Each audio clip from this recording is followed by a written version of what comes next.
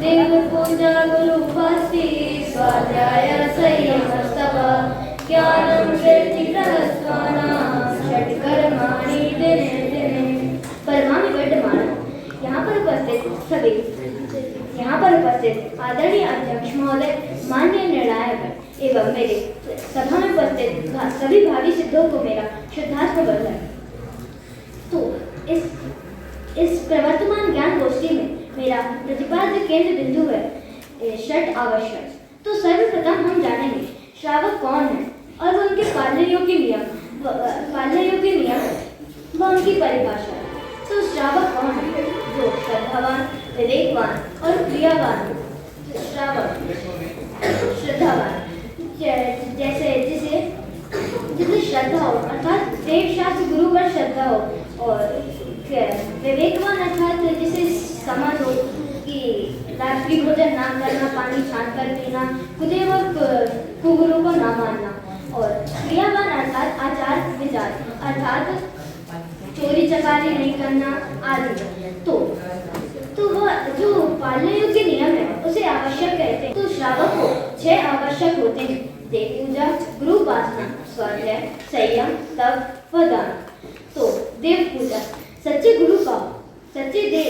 देव का स्वरूप समझकर उनके गुणों का स्तवन करना ही देव पूजा है। तो अलग अलग धर्मों में अलग अलग देवों को माना जाता है। कोई कुदेव होते हैं, कुधर्म से। तो मैं तो अपने जैन धर्म की बात करूँ तो हम तो आदिनाथ को नहीं पूछते, पार्श्वनाथ को नहीं पूछते, हम तो उनके गुणों को पूछते हैं। तो और दूसरे में आता है गुरु उपासना। गुरु का सच्चा स्वरूप समझकर उनकी उपासना ही गुरु उपासना है। इस जगत में बहुत सारे गुरु हैं, पर सच्चे गुरु कौन है? निर्व्यक्त दिगंबर सत्यज्ञानी स्वात्म में सदा विचरते, जो ज्ञानी ध्यानी समरसानी द्वादश विधि का प्रीत करते, चलते फिरते सीतों से गुरु चरणों में शीश झुकाते हैं। हम चले आपके कदमों पर नित्य ही भावना पाते हैं। तो यहाँ पर बता कि जो गुरु हैं उन्हें सिद्धों के समान माना गया है, क्योंकि उन्होंने जो सिद्धों ने कहा है उन्हीं गुरु ने अपन तक वो वाणी पहुंचाई है। अगला आता है स्वाध्याय। जिनेंद्र भगवान के द्वारा बताई गई वाणी अर्थात जो तत्व जिनेंद्र भगवान द्वारा बताए गए तत्वों का निरूपण करने वाले शास्त्रों का अध्ययन करना, मनन करना, वह स्वाध्याय है। स्वाध्याय है। पर जो हमारे पूर्वाचार्यों ने बोला है, जो हम लोगों के पूर्वाचार्यों ने बोला है, समय सारी स्तुति में आता है। संसारी जीवन भाव मरना ताड़वा करुणा करी सरिता बहावी सुरातन रघुवीर ते संजीवन शोषाति देखी सरित ने करुणा बिना हृदय रति मुनिकुंद संजीवनी समय प्राप्त करे बादन परि। अर्थात जो कुंद आचार्य है उनने हम सभी जीवों पर करुणा करके उन्होंने जो सरिता बहार जो गंगा है, जो वितरा पूर्वक जो गंगा है, उसे समयसार नामक ग्रंथ में पूरी भर चुका है। सही। अगला आता है संयम। भूमिका अनुसार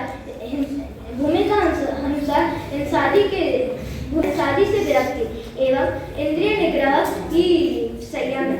जिस प्रकार पार्श्वनाथ भगवान के पूर्व जन्म के बैरी अर्थात कमठ ने उन पर कितना भयानक उपसर्ग किया, ओले बरसाए, बारिश की, तूफान लाया, पर उनके मन में तो यही चल रहा था कि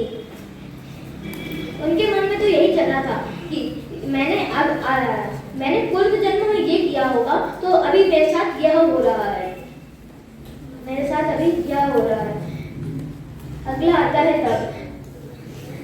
अब उपशम आदि संबंध शुभ भाव ही व्यवहार तप है। अर्थात वो कौन है? करते तप शैल नदी तट पर तल वर्षा की घड़ियों में समताल समान किया करते सुख दुख दोनों की घड़ियों। अंतरगाला की वाणी मानो जड़ती हो फुलझड़ियां, पवन गए तट पर टूट पड़े फिर जा गए अंतर की कलियां। अर्थात वो जो मुनिराज है वह तप करते हैं, नदी के यहाँ, वो चाहे अब तूफान हो, बारिश हो, भयानक बारिश हो, तो भी वह समता भाव से, सुख हो या दुख हो, दोनों घड़ियों में उसका पान करते हैं। दान। अब अगला आता है दान।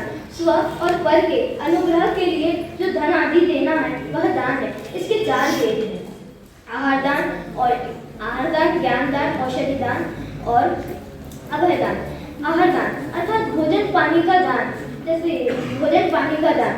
ज्ञान दान अर्थात शिक्षा विद्या, तो उसको पढ़ाना ही ज्ञान दान है।